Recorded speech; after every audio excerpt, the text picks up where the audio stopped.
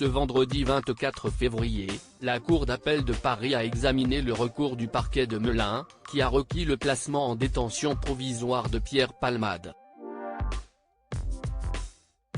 L'audience a duré plus d'une heure et la décision sera rendue dans les prochains jours. Cela fait maintenant 2 semaines jour pour jour que la vie de Pierre Palmade a pris un tournant dramatique.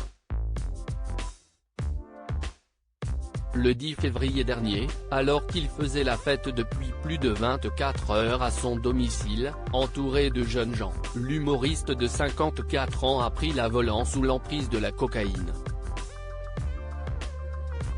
Un geste qui a eu des conséquences tragiques puisque l'ancien meilleur ami de Muriel Robin a perdu le contrôle de son véhicule et provoqué une violente collision avec un véhicule venant d'en face.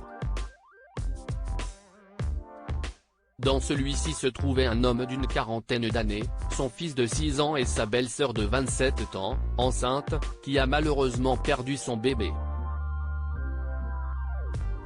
Alors que la jeune femme est sortie de l'hôpital, le père et le fils, eux, sont toujours hospitalisés dans un état grave.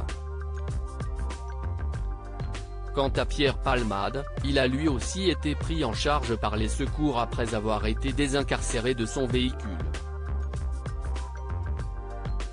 Son état s'étant rapidement stabilisé, il a finalement pu être placé en garde à vue 4 jours plus tard.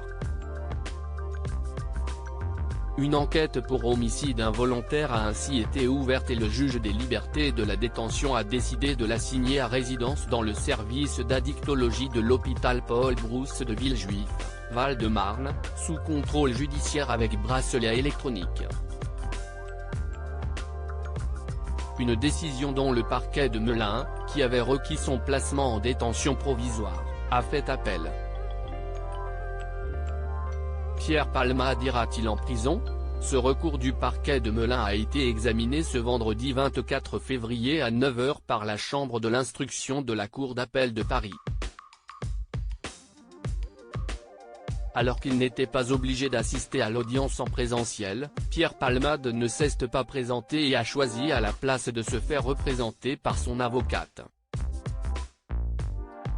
Une décision qui n'a rien de surprenant puisque les médecins avaient déjà estimé quelques jours plus tôt que son état de santé ne lui permettait pas d'être entendu dans le cadre d'un autre volet de l'enquête qui le vise, pour détention de fichiers pédopornographiques. Ce sont les médecins qui décident de si son état de santé est compatible avec cette comparution, s'il peut se déplacer et ils ont estimé que ce n'était pas le cas donc Pierre Palmade est resté à l'hôpital, a précisé la journaliste Sonia Carneiro sur BFM TV.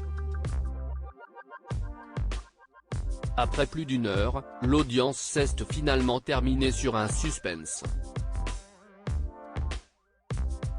En effet, il faudra attendre le lundi 27 février prochain, à 11 h 30, pour connaître le verdict de la Cour d'appel de Paris.